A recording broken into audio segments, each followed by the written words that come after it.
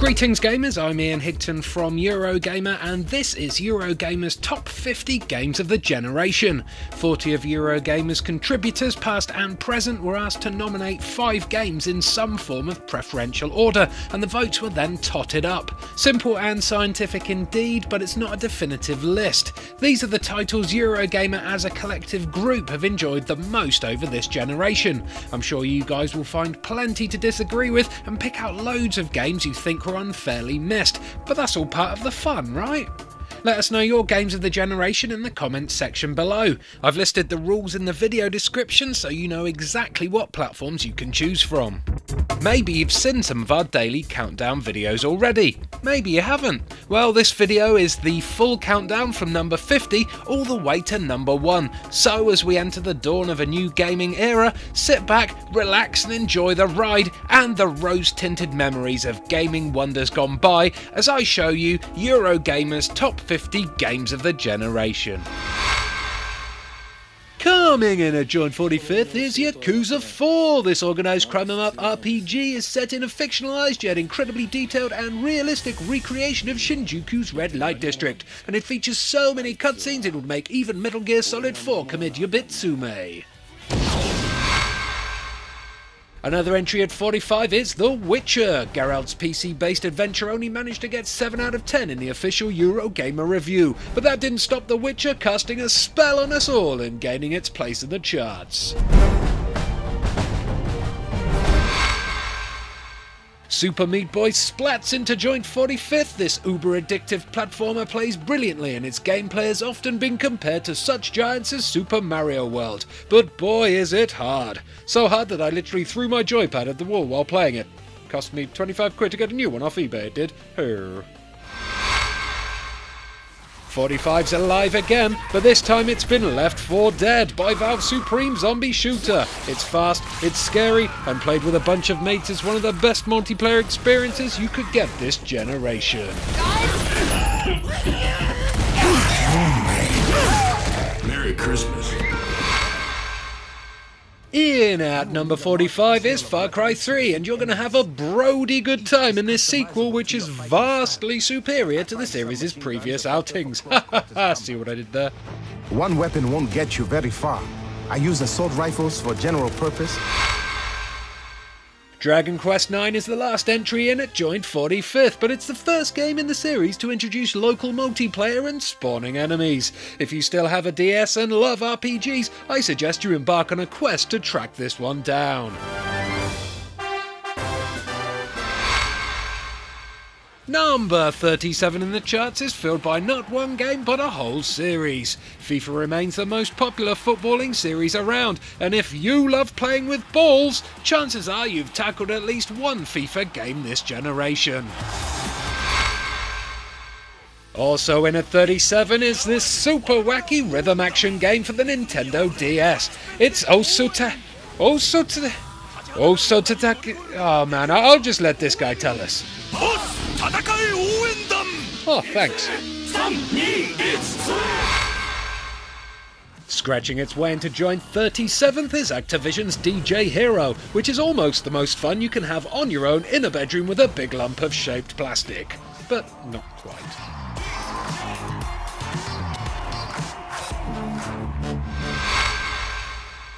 And finally, it's number 41 here, but it's joint 37 overall in the charts. It's Halo 3.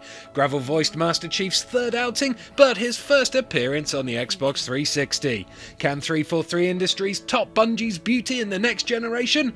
That's for the prophet of truth to know and for us to find out. But for the best Halo game of this generation, look no further.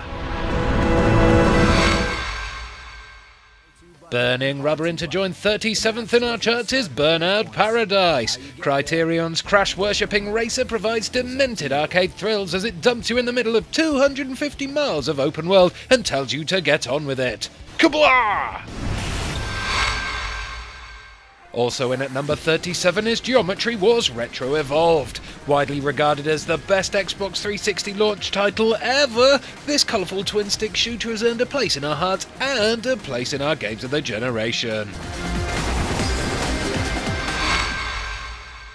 It's another game dropping in at number 37, and this time it's the mobile-tastic number-dropping game Drop 7. At first glance, this handheld hero may look more boring than maths homework, but get addicted to it and you'll end up dropping everything to play it. Haha!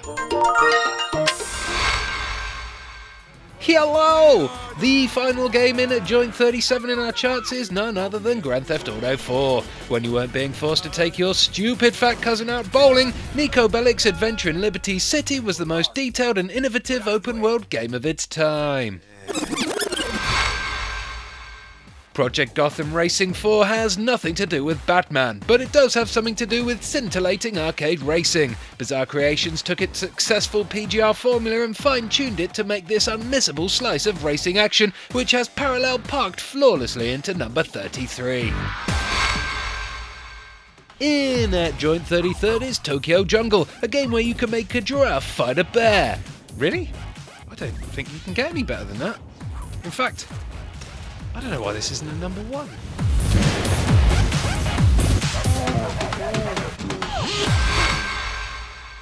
Hi, kicking into joint 33rd and looking like a cross between a sexy secretary and a ninja Barbie doll, it's Bayonetta, who uses her hair as clothes and her clothes as weapons, meaning the bigger the combo, the more naked she gets. Ignore the titillation though and you'll find one of the best examples of video game combat ever, and some of the most imaginative set pieces around.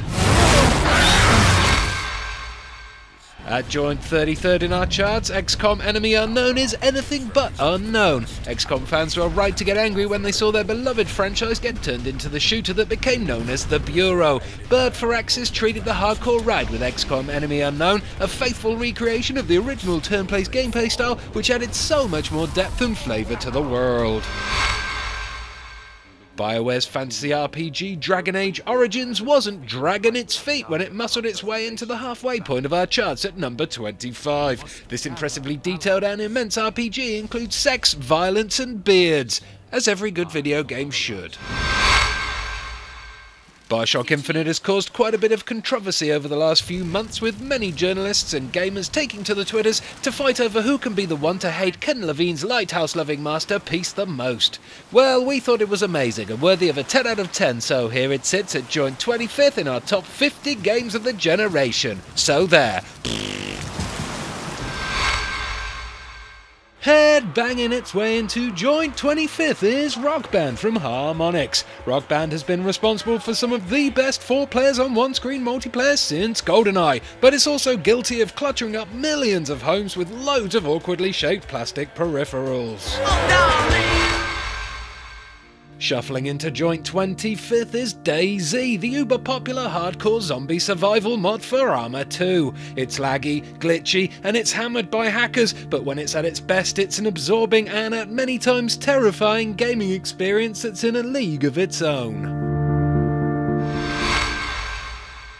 Just Dance dances into joint 25th thanks to its party potential. While core gamers may sneer at this pop-tastic motion-controlled phenomenon, small girls, show-offs and people who are too drunk to care in the first place will have a great time with Just Dance.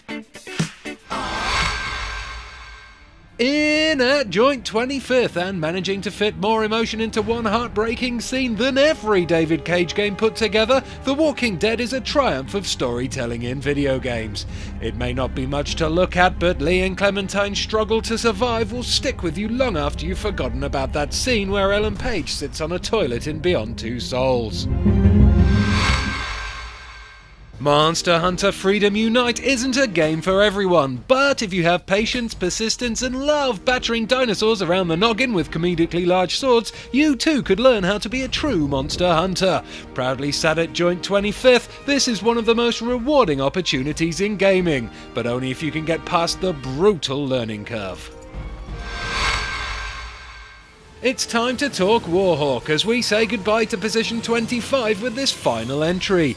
This online-only Battlefield-inspired third-person shooter was exclusive to the PlayStation 3 and allowed you to fight on foot, in land vehicles, and even in the air in super cool future planes. That is until some douche mans a turret and blasts you out of the skies, of course. For those about to rock, we salute you. And we also salute Guitar Hero 2 for making it to joint 22nd in our charts. Guitar Hero games are simple to pick up but rock solid to master, and with arguably the best set list out of the whole series, there is little denying that this is the quintessential guitar game. Holding strong at joint 22nd is Fez, a delightful throwback to 8-bit games of old with a 3D twist and an utterly sublime soundtrack. Fez is full of magic, discovery and personality, and although developer and internet hate magnet Phil Fish has swum away from the industry for good, at least this beautiful game will live on forever. Mas na hussorna snart alla välkna lösningar för njax det var smart server rekvisner nese uppstod att vad jag såg mig om för snart sen just nu. Fjär sinnika sit nog jättesnäxalet.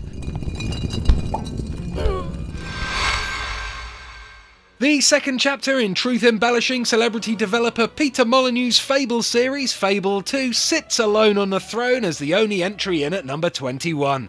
This charming fairy tale, where every choice you make leaves an impact on your game, will thrill you with its excellent story and combat, and entertain you with its unmistakably British humour. Plus, you can kick chickens. Top bombing. Everyone's favourite Cape Crusader emerges from the shadows at number 20 in our charts in Batman Arkham Asylum. It's a hard enough job turning the adventures of a licensed comic book character into a passable game these days, just ask Superman or Iron Man, but Rocksteady really pulled the bat out of the bag here and created one of the best action-adventure games of the generation.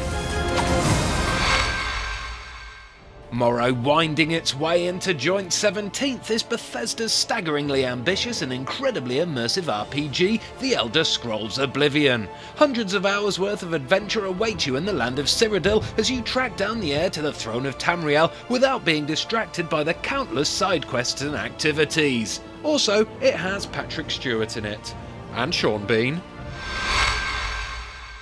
There were many who thought that Crackdown would be a soulless GTA rip-off, but this superhero sandbox game, which sits at joint 17th, was much more than just a cheap imitation of Rockstar's mega hit. In Crackdown you could traverse the city in leaps and bounds, kick civilians 50 feet into the air and then juggle them with heat-seeking rockets for bonus points. It's a playground for the mischievous where everything has been turned up to 11, and it's cracking good fun. Knee sliding into joint 17th is Vanquish, doubtlessly the best third-person shooter to ever come out of Japan. Shinji Mikami struck gold with this incredible shooter that gives you the ability to slide 40 yards on your knees along concrete, ducking through the legs of a giant bipedal robot while firing rockets point blank into its groin.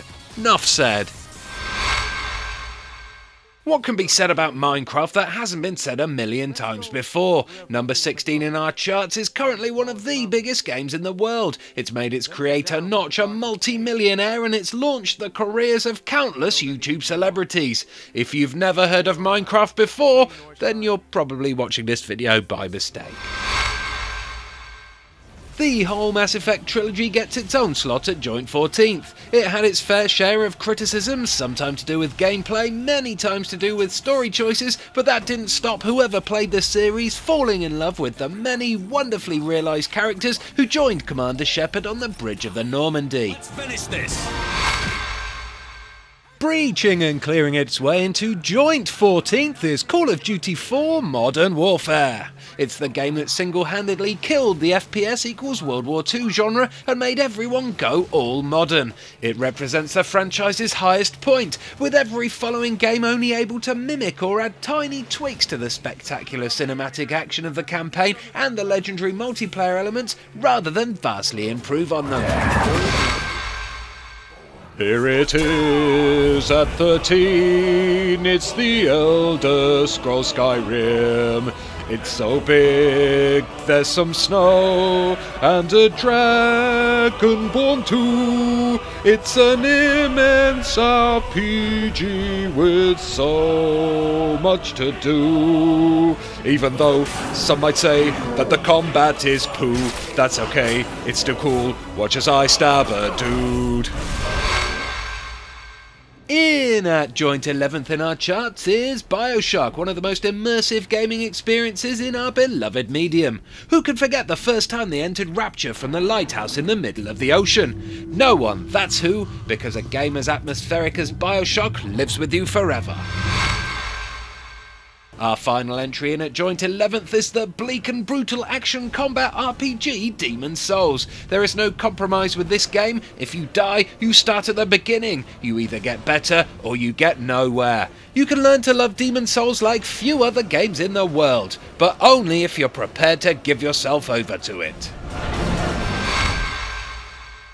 The cake may have been a lie, but the fact that Portal deserves its spot at joint 6th in our charts is the complete and utter truth. Valve's mind-bending first-person puzzler was one of the most inventive and delightful things they've ever created, with the only downside being that it was over too darn quickly.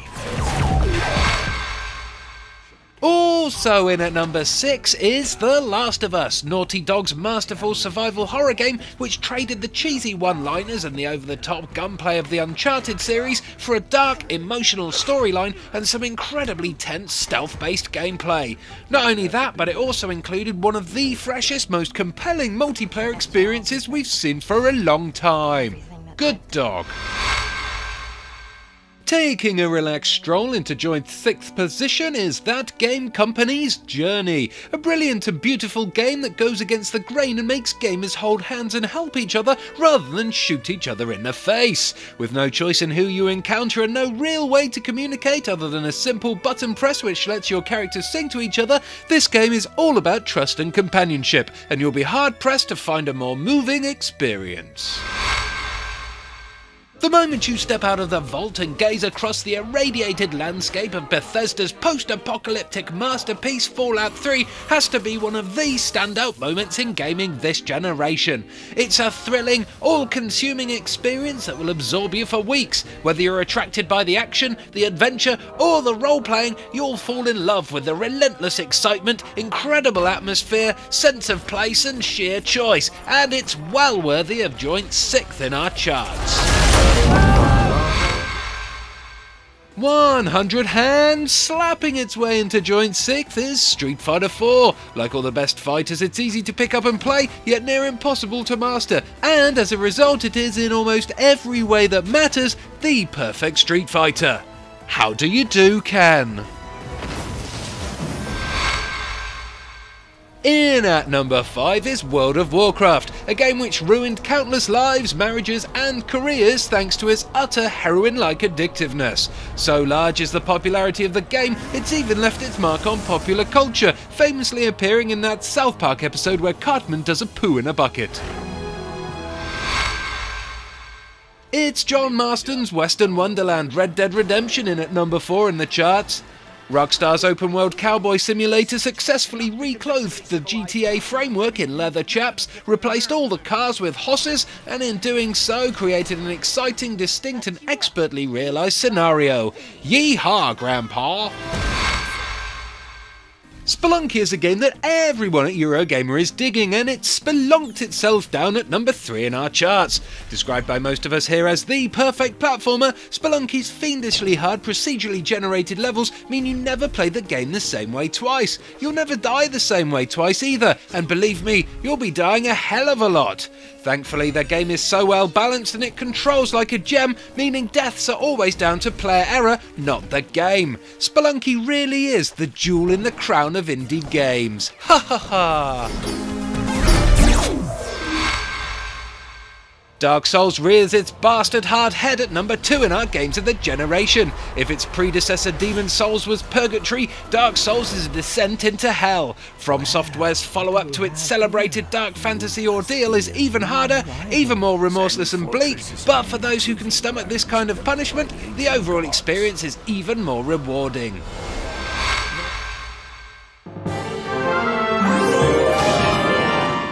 So, sitting majestically at the top of our 50 greatest games of this generation is the one, the only Super Mario Galaxy for the Nintendo Wii. It's beautiful and inventive, it's pure-blood Mario without being a retro indulgence, it's a stiff platforming challenge and a free-wheeling romp. It's the best thing on Wii and the best traditional game Nintendo has made in a decade. This year may have been the year of Luigi, but the generation belongs to Mario.